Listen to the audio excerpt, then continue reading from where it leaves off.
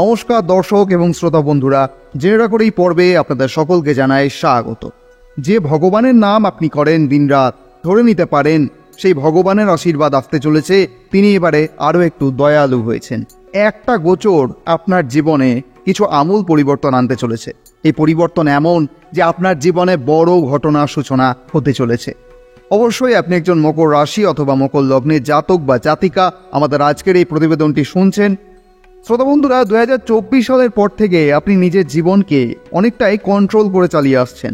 জীবনে অনেক বড় বড় শিক্ষা আপনি পেয়েছেন। কে নিজের কে পর সেটা খুব ভালোভাবে বুঝে গেছেন। আপনি প্রচুর এনার্জি এবং পরিশ্রম দিয়ে একটি স্থায়ী ব্যবস্থা গড়ে তুলেছিলেন। কিন্তু সমস্যা কি হলো জানেন? 2025 সালের মে মাসের পর থেকে আপনার মনের মধ্যে একটা বিভ্রান্তি হয়ে গেল। কিছু বিষয়ে আপনি সিদ্ধান্ত নিতে পারলেন না, কি করবেন বুঝে উঠতে পারলেন না। আপনি কিছু ভুল জায়গায় নিজেকে জড়িয়ে ফেললেন। এই যেমন কোনো ভুল বিনিয়োগ করে ফেললেন, কিছু ঋণ করে ফেললেন, ধার করে ফেললেন। তার পাশাপাশি মানসিকভাবেও আপনি কিছুটা চিন্তিত এবং আশঙ্কিত হয়ে পড়লেন। আর সবচেয়ে বড় দিকটা হচ্ছে আপনার ক্ষমতা, মর্যাদা এবং মূল্য, বা সহজভাবে যদি বলা যায় আপনার যে নিজস্ব অবস্থান, সেই সময়ের মধ্যে বেশ কিছুটা কমে গেল। এক দুজন মানুষ তো আপনাকে নিয়ে নিন্দা, অপমান এসবও করলো, আপনি নিজেও দেখলেন। এটা কিন্তু বাস্তব। আপনি অবশ্যই নিজের জীবনে হয়তো লক্ষ্য করছেন ব্যাপারটা। কিন্তু দেখুন, এই কাজগুলো তো চলতেই থাকে, এটাই জীবনের গতি। কিন্তু আগামী দিনে একটা সম্ভাবনাও কি দিচ্ছে জানেন? কি সেই সম্ভাবনা? আপনি বলতে পারেন আপনার যিনি ইষ্ট, আপনার যিনি ভগবান, যাই বলেন না কেন আপনি, আপনার ভাষায়, আপনার ধর্মে, তার বিশেষ আশীর্বাদ এবার আপনার মস্তক স্পর্শ করতে চলেছে। যে ভগবানের নাম আপনি করেন দিনরাত, ধরে নিতে পারেন সেই ভগবানের আশীর্বাদ আসতে চলেছে। তিনি এবারে আরও একটু দয়ালু হয়েছেন। দয়ালু কেন বলছি? কারণ খুব অল্প সময়ের জন্য হলেও শুধুমাত্র একটা গোচর আপনার জীবনে কিছু আমূল পরিবর্তন আনতে চলেছে।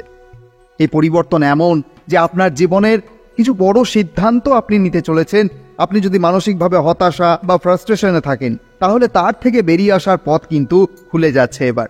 অর্থাৎ জীবনে বড় ঘটনার সূচনা হতে চলেছে। অবশ্যই পুরো ভিডিওটি মন দিয়ে শুনুন। অনেক নতুন তথ্য আছে এই ভিডিওর মধ্যে, যে তথ্যগুলি আপনি এখনও জানেন না। আপনি পুরো ভিডিওটা দেখুন, তাহলেই বুঝবেন। যাদের চন্দ্র রাশি মকর, অর্থাৎ যারা নিজেকে মকর রাশি বলেই জানেন, তারা এই ভিডিওটি দেখবেন। তাছাড়াও যারা নিজের রাশিটি জানেন না, অবশ্যই মকর লগ্ন হিসাবেও দেখতে পারেন এই ভিডিওটা। গত 18 অক্টোবর থেকে আগামী 5 ডিসেম্বর পর্যন্ত দেবগুরু বৃহস্পতি অল্প সময়ের জন্য হলেও অতিচারী গতিতে রাশি পরিবর্তন করেছেন।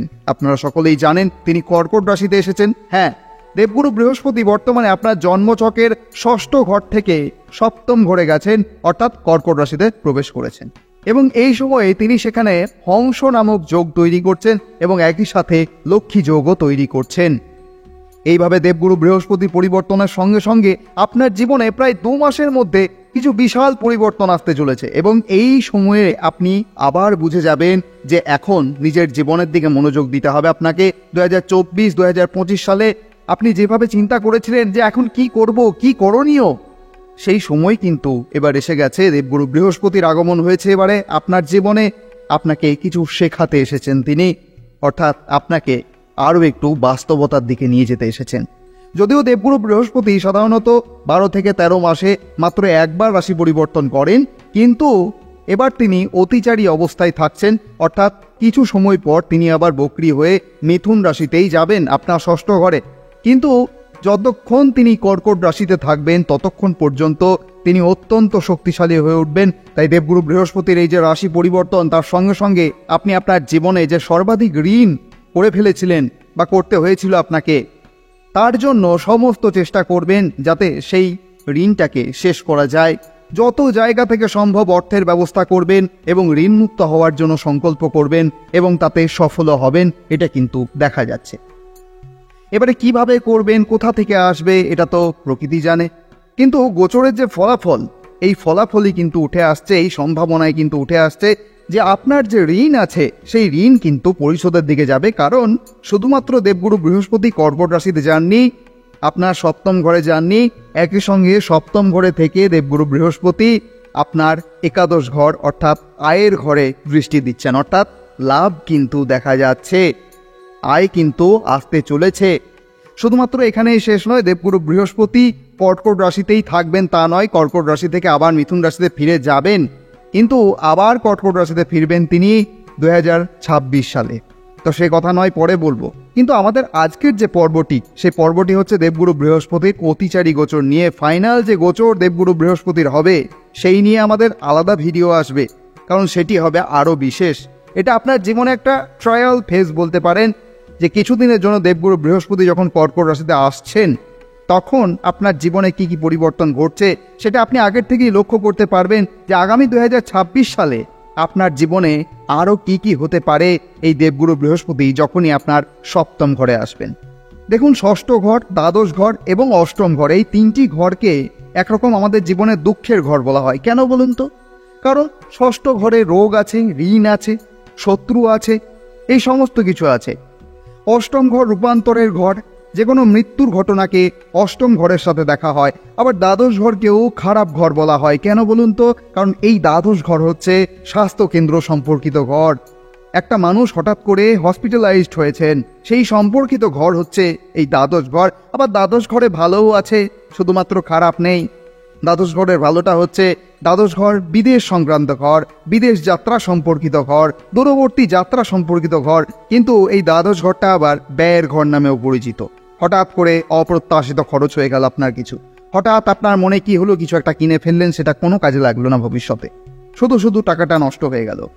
কোথাও ভুল জায়গায় বিনিয়োগ করে ফেললেন আপনি, এই সম্পর্কিত ঘরও হচ্ছে দ্বাদশ ঘর। তো যাই হোক, ষষ্ঠ ঘর থেকে দেবগুরু বৃহস্পতি ট্রায়াল ফেজের জন্য হলেও একবার কর্কট রাশিতে এসেছেন এবং আপনি আপনার জীবনটাকে এবার একটু অন্যরকমভাবে দেখছেন, সেটা কিন্তু আপনি নিজে দেখতে পাবেন। দ্বিতীয় গুরুত্বপূর্ণ বিষয় হচ্ছে এই আগামী 2 মাসের মধ্যে আপনি আপনার সমস্ত অপ্রয়োজনীয় খরচ বন্ধ করবেন। অবশ্যই আপনার মনের মধ্যে কেউ যেন আদেশ করতে চলেছে যে বন্ধ করো এসব, কি জন্য করছো, নিজের ব্যক্তিত্বকে উন্নয়ন করো। সবার প্রতি একটা পক্ষপাতহীন দৃষ্টিভঙ্গি আপনি গ্রহণ করতে চলেছেন। যাদের জন্য আপনি অযথা অর্থ ব্যয় করতেন, সেখানে এবার আপনি সীমা টানবেন, মানে অলস বা অধিকারহীন কোনো ব্যয় আর আপনার জীবনে থাকবে না। আপনি বড় সিদ্ধান্ত নিতে চলেছেন। সপ্তম ঘরে দেবগুরু বৃহস্পতির যে প্রবেশ, দেবগুরু বৃহস্পতির এই প্রবেশের সাথে সাথে আপনার বৈবাহিক জীবনেও একটা উন্নয়ন হতে চলেছে। যাদের বিবাহিত জীবনে ক্লেশ আছে, সমস্যা আছে, তারা সিদ্ধান্ত নেবেন, হয় এই সম্পর্ক থেকে মুক্তি নেবেন, আর না হলে খুব শান্তভাবে জীবনসঙ্গীকে বোঝাবেন যে জীবনকে চালাতে গেলে কিছু জিনিস দুই পক্ষকেই মানতে হয়। যদি সেই অপরপক্ষ সেটি করতে পারলো তাহলে খুব ভালো, আর না পারলে আপনি মানসিকভাবে ভেঙে না গিয়ে স্থিরতা বজায় রাখবেন। এটাই কিন্তু দেখা যাচ্ছে। অবশ্যই কিছু ক্ষেত্রে আপনার অদ্ভুত মনে হতে পারে আজকের প্রতিবেদনটি, কিন্তু না, আমরা আমাদের প্রতিবেদনের মাধ্যমে যতগুলি কথা বলি সেই কথাগুলি প্রত্যেকটি বাস্তব, যাদের জীবনে ঘটেছে তারা জানেন। তার পাশাপাশি যাদের বিবাহ এখনো হয়নি তাদের জন্য অত্যন্ত ভালো সম্পর্ক আসতে দেখা যায়। যাদের দ্বিতীয় বিবাহ নিয়ে সমস্যা বা সম্পর্ক ভেঙে গিয়েছিল তাদের জন্য সম্পর্ক পুনরুদ্ধারের সম্ভাবনা কিন্তু তৈরি হচ্ছে। সম্পর্কের মধ্যে যে যোগাযোগ আপনার জীবনে আবার নতুন করে তৈরি হতে চলেছে। অনেক দিন ধরে আপনি চাকরি পরিবর্তন করতে চাইছিলেন, কারণ বেতনটা বাড়ছিল না। আর সত্যি এটা খুবই খারাপ জিনিস একটা। পরিশ্রমের মানে পারিশ্রমিক না হলে কোনোদিন পোষায় না। ওয়ার্ক লাইফ ব্যালেন্স, কর্ম এবং জীবনের মধ্যে একটা ভারসাম্য বজায় না থাকলে সেটা কোনোদিনই ভালো হয় না। টাকা ছাড়া তো কিছু হয় না। যেমনই দেবগুরু বৃহস্পতি এই সপ্তম ঘরে প্রবেশ করলেন, আপনার একাদশ এবং তৃতীয় ঘরে দৃষ্টি দিলেন, তখন থেকে কিন্তু আপনি নিজের জন্য বাঁচতে শুরু করলেন। অর্থাৎ আপনার রাগ, ক্রোধ, অস্থিরতা, মন মানসিকতা থাকছে, কারণ দৃষ্টি নিচের দিকে পড়ছে, কিন্তু এই রাগ এবং ক্রোধ সঠিক জায়গায় কাজ করছে। মানে যে কাজ আপনি ভালোভাবে বা শান্তভাবে করাতে পারছিলেন না, যেখানে সামান্য রাগ, অহংকার বা দৃঢ় মনোভাব দেখিয়ে সেই কাজ আপনি করিয়ে নেবেন। আর এখন এই বিষয়টি সবচেয়ে বেশি দরকার। আমরা বারবার একটা কথা সোশ্যাল মিডিয়ায় বিভিন্ন সময় দেখেছি না, আমার সম্মান করাকে দুর্বলতা ভেবো না। অবশ্য এই কথার মানেও আছে। প্রত্যেকটা মানুষের একটা ভাব আছে নিজস্ব, তারা কিভাবে সম্মান করেন, কিভাবে শ্রদ্ধা করেন, অপরের সঙ্গে বন্ধুত্ব স্থাপন করেন, এই সমস্ত কিছু একটি ব্যক্তির উপর নির্ভর করে। কিন্তু কিছু স্থান এমনও আছে যেখানে আপনি সম্মান প্রদর্শন করলে অপরপক্ষ আপনাকে ভাববে যে আপনি দুর্বল, অর্থাৎ আপনার শক্তি নেই, আপনি শক্তিহীন, আপনার টাকা পয়সা নেই, আপনি অর্থহীন, এবং তারা ওপরে আপনাকে শ্রদ্ধা করবে, ভক্তি করবে, সম্মান করবে, কারণ আপনি সম্মান করেছেন তো। কিন্তু আপনি যেই প্রস্থান করবেন তখনই শুরু হয়ে যাবে গুঞ্জন শুরু হয়ে যাবে আপনার জীবনের আসল সত্যি বের করার একটা প্রয়াস। একে বলে তাকে বলে, তার সঙ্গে কথা বলে, অপর ব্যক্তির কাছে আপনার নামে সুনাম করে আপনার নামে নিন্দা আদায় করা। এটা তো এখন খুব ভালো চলছে, অবশ্যই জানেন। মানুষের সুনাম করলে অপরপক্ষ যখন সহ্য করতে পারেন না, তখন যার নামে সুনাম হচ্ছে সেই ব্যক্তি দুটো ভুয়ো খবর আপনাকে অবশ্যই তিনি দেবেন। আপনি অবশ্যই বাস্তব জীবনে এটি লক্ষ্য করবেন। এটাই হয় যখন অতিরিক্ত সম্মান দেওয়া হয় কাউকে। যতটুকু সম্মান প্রাপ্য তার চাইতে বেশি যখন পেয়ে যায় মানুষ, তখন মানুষের মনে চিন্তা আসে যে এত সম্মান আমাকে কেন করছে। কারণ তিনি তো জানেন যে এত সম্মান প্রাপ্য তার নয়, এত সম্মানের যোগ্যতা তার নেই। তাই তিনি এমনটা ভাবেন যে আপনি তাকে সম্মান করছেন মানে এই যে আপনি হচ্ছেন দুর্বল, তার থেকেও দুর্বল। অর্থাৎ তখন থেকে তার কাজ শুরু হয়ে গেল কিভাবে আপনাকে আরও দুর্বল করা যায়। যদি আপনি কাউকে এমনভাবে সম্মান করতেন এবং কোনোভাবে আপনি তাকে দিয়ে কোনো কাজ করাতে পারতেন না, তো সেই জায়গায় আপনার উন্নয়ন ঘটছে। এবার আপনি নিজের ভুলটা বুঝবেন এবং সেই জায়গায় আপনি সতর্ক হয়ে সেইভাবে কাজ করাবেন যেমনভাবে কাজ করানো উচিত ছিল। যদি আপনি এমন একটি পরিস্থিতির মধ্যে থাকেন যে রোজগার আপনিই করছেন আর অন্যরা শুধু বসে বসে খাচ্ছে, কেউ আপনার উপকারে আসে না, খাওয়ার বেলায় চলে আসে আপনার কাছে, কিন্তু যখনই আপনি বিপদে পড়েন তখন তাদের কাউকে আপনি পান না, সবাই নিজের নিজের ব্যস্ত থাকে, তাহলে এটা আর দ্বিতীয়বার হবে না। এবার আপনি সেই জায়গা থেকে স্বস্তি পেতে চলেছেন।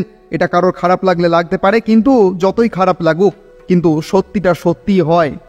এবার আসি পরের অবস্থায়। যখন দেবগুরু বৃহস্পতি সপ্তম ঘরে প্রবেশ করেছেন, আপনি নিজের দ্বিতীয় ব্যবসা শুরু করতে চলেছেন। আপনি নিজেকে এক্সপ্লোর করা শুরু করবেন। কিছু মানুষ মনে করছে যে আপনি তাদের চাকরি বা ব্যবসার উপর নির্ভরশীল। মানে আপনি যদি কারোর কাছাকাছি রয়েছেন, তিনি হয়তো ভাবতে পারেন যে তিনি যদি তার সমর্থন তুলে নেয় তাহলে আপনি হয়তো রাস্তায় চলে যাবেন। এটা কিন্তু তাদের ভুল ধারণা, কারণ আপনাকেও ভগবান দুটি পা, দুটি হাত, দুটি চোখ দিয়েছে। আপনিও করে খেতে পারেন, আপনিও কিছু কম যান না। তো খুব শিগগিরই আপনি নিজের দ্বিতীয় কাজ শুরু করুন, কারণ আপনার যে মনের ভাব সেটাকে কম করে দেখা থেকে আপনাকে বাঁচতে হবে এবং আপনার যে নিজের যোগ্যতা সেটাকে কিন্তু প্রমাণ করতে হবে। এবার সরকারি বা প্রশাসনিক যদি কোনো বাধা ছিল এতদিন, সেখান থেকেও আপনি মুক্ত হতে পারবেন। কোনো অকারণে ঝামেলায় পড়ে থাকলে সেখান থেকেও আপনি বেরিয়ে আসতে পারবেন। আর যারা দুই পয়সার মানুষ হয়েও আপনাকে অহংকার দেখাচ্ছিল, তাদের সামনে আপনি নিজের এক বিশাল রূপান্তর ঘটাবেন, নিজেকে বদলে ফেলবেন। বিদেশ থেকে সম্পর্ক মজবুত হবে। লটারি, শেয়ার মার্কেটের দ্বারা যে ক্ষতি হচ্ছিল তা ঠিক হয়ে যেতে দেখা যায়। যদিও আমরা লটারি নিয়ে কথা বলি না, কারণ এই লটারি সবার ক্ষেত্রে ভালো হয় না। এই লটারি কিছু সংসারের জন্য সর্বনাশা প্রমাণিত হয়। তাই লটারিকে এক কথায় ভালো জিনিস বলা যায় না। কিন্তু আকস্মিক লাভ যেহেতু লটারির মাধ্যমে আসে, তাই লটারিকে তুলে ধরছি। কিন্তু তার মানে এমন নয় যে আমরা আপনাকে বলছি যে লটারি কাটুন অবশ্যই টাকা পড়ে যাবে, সেটা কিন্তু একদম নয়। যারা শেয়ার মার্কেটে দীর্ঘদিন ধরে করে খাচ্ছেন, যাদের সংসারটাই চলে মাত্র শেয়ার মার্কেটের ওপর, তাদের কথা বলছি। তারা যদি কোনো ক্ষতির সম্মুখীন হয়েছিলেন, অবশ্যই এবারে তা ঠিক হতে দেখা যায়। দ্বিতীয় সন্তান বা ছোট ভাই বোনের সঙ্গে আপনার সম্পর্কের উন্নতি হতে দেখা যায়, এটা খুব বড় বিষয়। এছাড়াও আপনি জীবনে বড় কোনো বিনিয়োগ বা অর্থনৈতিক সমর্থন খুঁজছিলেন, সেই সুযোগও কিন্তু এখন আসতে চলেছে। আপনার যে পাবলিসিটি সেটা বাড়তে চলেছে, বিদেশ ভ্রমণের যোগ বৃদ্ধি পেতে চলেছে, আপনার সামাজিক যে ইমেজ সেটাও কিন্তু উন্নত হতে চলেছে। তার পাশাপাশি আপনার জীবনের কোনো মানসিক সম্পর্ক যদি আপনার ছিল কারোর সাথে, যেখান থেকে আপনি বেরিয়ে আসতে চেয়েছেন কিন্তু পারেননি, তার ফলে আপনার মনে চাপ তৈরি হয়েছিল, সেখান থেকে বেরিয়ে আসতে দেখা যায় আপনাকে। আপনি মানুষের থেকে কিছুটা কেটে গিয়েছিলেন, আর সেই দিক দিয়ে উন্নতি আসছে। এখন থেকে আপনার যে সামাজিক ভাবমূর্তি সেটা কিন্তু আবার আগের মতন ফিরতে শুরু করবে।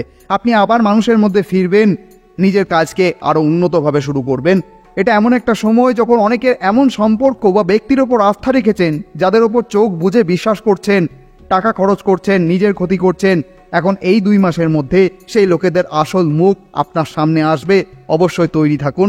যাদের ওপর চোখ বুজে বিশ্বাস করেছেন, এখন তাদের আসল অবস্থা আপনার সামনে পরিষ্কার হয়ে যাবে, এটা অবশ্যই মনে রাখবেন।